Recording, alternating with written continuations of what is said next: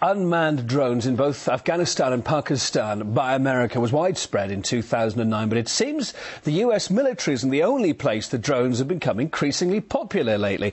Videos of the attacks have become an internet hit after being released on YouTube. Well, RT's ever web-savvy Dina Grusovsky is in our Washington studio tonight to talk about this. Hi there, Dina. So what's behind this new internet sensation? Are we talking morbid curiosity or a genuine fascination with the latest military technology, or maybe a bit of both? What's the story here?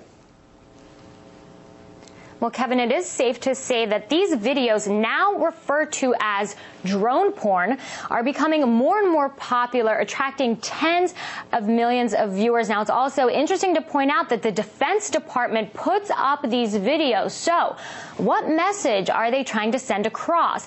Well, joining me to discuss, columnist Keith Thompson from Alabama. He recently wrote a very interesting article about this issue in the Huffington Post. Keith, the first question that I have to ask you, of course, is why is the Department of Defense putting up these videos? What are they trying to say? Because look, if you're logging onto YouTube and you're searching murders and you're sitting there watching a murder take place, you could very well be considered a sick person. So what exactly makes this okay?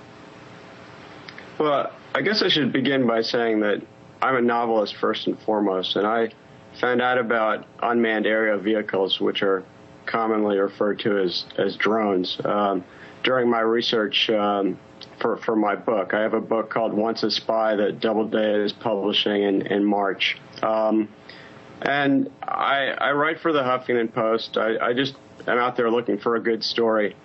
And I think the thing that made this a big story was that America was doing it, that the Department of Defense is doing it. And your question is why? And I think that in large part, it's part of the effort towards transparency on the part of the Department of Defense. These aircraft will absolutely shift the paradigm of war in the future.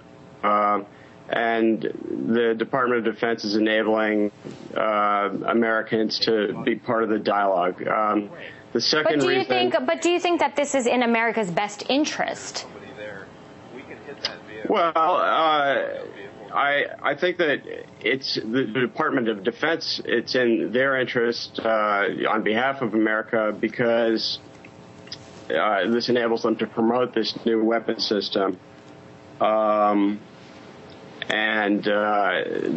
This year is the first year that I believe more unmanned aircraft will be produced, or at least have been ordered by the Department of Defense, than manned. So the production is unable to meet the demand. These systems have been so effective, they just can't make enough of them.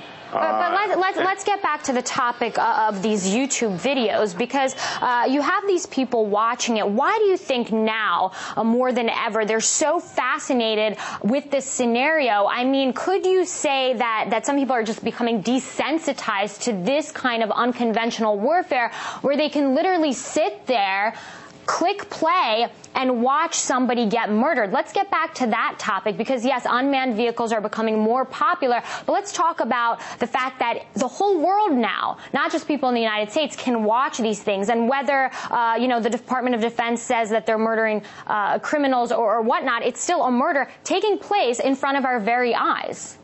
I think you're right in the respect that the whole world can do this. There are a number of jihadist websites that have posted beheadings and television stations as well that have broadcast beheadings live, and the world has been watching this for years. The news story here really is that the United States is doing it. The rest of the world has been doing this for a long time. The fact that the Department of Defense is posting this sort of video is what's new. This isn't really America's style. This is a departure, and I think that Well, you're saying it's not really American style, but yet these unmanned AR vehicles are being produced more and more and more. I want to thank you, Keith, for speaking with us. Keith Thompson from Alabama, columnist for the Huffington Post. Kevin, I'm going to throw it back to you in Moscow, but I know the first thing you're going to do when you're done is go on YouTube and search for these videos, right? Caught me out, you got to know what we're talking about. It's a funny old story, isn't it? Modern-day warfare, for some people, becoming modern-day entertainment. Well,